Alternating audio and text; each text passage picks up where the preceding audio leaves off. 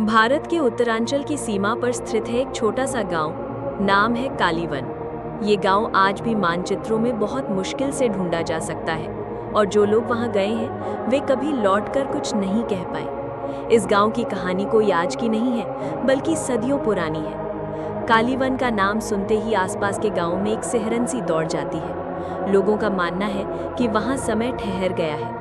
वहां जो भी जाता है उसे वापस आने की इजाजत नहीं मिलती और अगर वो आ भी जाए तो वो इंसान नहीं रहता। कहते हैं कि कालीवन कभी एक फलता फूलता गांव था। यहाँ के लोग खेती करते थे, त्योहार मनाते थे और हर शाम मंदिर की घंटियों की आवाज से गांव गूंजता था। गांव के बीचों बीच एक पुराना पीपल का पेड़ था जिसके नीचे एक छोटी सी शिव मूर्ति स्थापित थी। लेकिन किसी को क्या पता था कि इसी पेड़ के नीचे दबा है एक ऐसा रहस्य जो पूरे गांव को निगल जाएगा।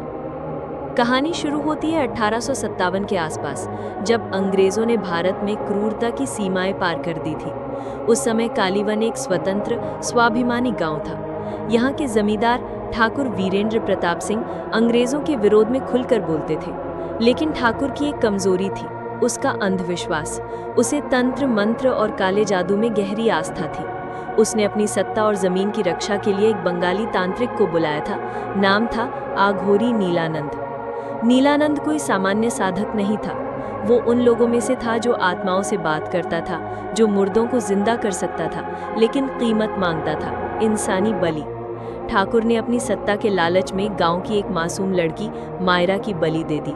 मायरा गांव की सबसे सुंदर, शांत और पूजा पाठ में लिप्त लड़की थी। बलि का दिन था अमावस्या की रात। गांव में चारों ओर अंधेरा था और मंदिर में तंत्र की साधना चल रही थी। जब मायरा की चीखें सुनाई दी तब कई गांव वालों ने विरोध किया, लेकिन ठाकुर ने उन्हें बंदूकों से और अपने सैनिकों से दबा दिया। मायरा को उसी पीपल के नीचे जिंदा दफना दिया गया। नीलानंद ने दावा किया था कि अब गांव पर कोई संकट नहीं आएगा, परंतु वही रात गांव की आखिरी शांत रात थी। उस रात के बाद गांव में एक अजीब सी चुप्पी फैल गई। बच्चों की हंसी गायब हो गई, मंदिर की घंटियां बंद हो गई और लोग घरों में कैद रहने लगे। गांव के कुएं से पानी खून की तरह लाल दिखाई देने लगा। जानवरों ने अचानक मरना शुरू कर दिया और फिर मायरा की आत्मा गांव में दिखाई देने लगी। पहले सिर्फ पीपल के पास, फिर खेतों में, फिर घरों के अंदर। लोग कहते हैं कि हर अमावस्या को एक नई आत्मा मायरा के साथ चली जाती है। पहले ये सिर्फ ठाकुर के परिवार तक सीमित था। उसकी पत्नी ने कुएं में कूदकर जान दे दी, बेटा पागल हो गया, नौकर चाकर गायब हो गए। लेकिन फिर ये श्राप पूरे गांव पर फैल गया। एक एक करके लोग गायब होने लगे और जो बच गए वो पागलपन की हद तक डर गए। गांव खाली हो गया। जो लोग बचे थे उन्होंने भागकर पास के गांव में शरण ली और वहां इस श्राप की कहानी फैलने लगी। सरकार ने भी इसे नजरअंदाज कर दिया। एक बार कुछ लोग, जो कि खुद को फौजी पत्रकार कहते थे, कालीवन की सच्चाई जानने वहां पहुंचे। लेकिन उनका कैमरा, माइक्रोफोन, यहाँ तक कि मोबाइल भी वहीं रुक गया और वो लोग खुद कभी वापस नहीं लौटे।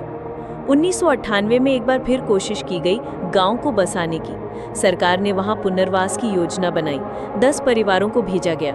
शुरू के 3 दिन सब कुछ सामान्य था, लेकिन चौथे दिन से वही डरावनी घटनाएं शुरू हो गई। रात में किसी स्त्री के होने की आवाजें आने लगी। बच्चों को रात में कोई पीली साड़ी वाली औरत बुलाने लगी। छठे दिन तक 7 लोग लापता हो गए और बाकी जान बचाकर भाग आए। एक सरकारी अधिकारी ने जांच की। उसने पाया कि गांव के हर घर में कहीं न कहीं काले धागे, नींबू मिर्च और राख की लकीरें खींची गई थी। ऐसा लग रहा था जैसे किसी ने वहां फिर से कोई तांत्रिक क्रिया दोहराई हो। और गांव के बीचों बीच पीपल का वही पुराना पेड़ अब और भी विशाल और काला हो चुका था, जैसे किसी आत्मा ने उसे निगल लिया हो। इसके बाद सरकार ने गांव को प्रतिबंधित क्षेत्र घोषित कर दिया। आज भी कालीवन के आसपास जाना मना है। गांव के चारों तरफ लोहे की बाड़ और चेतावनी बोर्ड लगे हैं। लेकिन कुछ लोग, खासकर साहसी यूट्यूबर्स और घोस्ट हंटर्स, आज भी वहां जाने की कोशिश करते हैं। उनमें से कुछ वापस आ जाते हैं, लेकिन कहते हैं कि उनकी जिंदगी पहले जैसी नहीं रही। एक युवक अभिजीत चौधरी, जिसने 2021 में वहां जाकर वीडियो बनाने की कोशिश की थी, आज भी मानसिक अस्पताल में भर्ती है। वो बस एक ही बात दोहराता है, उसने मुझे बुलाया, वो अब मेरे अंदर है। उसकी आंखें हर वक्त काली रहती हैं और शरीर पर कई बार खरोंच के निशान बनते रहते हैं। आज भी गांव के बाहर एक बूढ़ा साधु बैठा है। उसे लोग बाबा ओघड़नाथ कहते हैं। वो कहता है कि मायरा की आत्मा तब तक मुक्त नहीं होगी जब तक कोई उसका अधूरा इंसाफ नहीं देगा। वो बलिदान नहीं थी, वो हत्या थी, और उसका क्रोध हर अमावस्या को एक नई बलि मांगता है।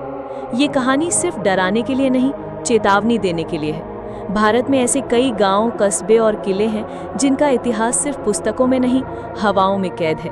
कालीवन सिर्फ एक नाम नहीं, एक प्रतीक है उन अंधविश्वासों, लालच और अज्ञानता का जिसने मानवता को रौंद दिया।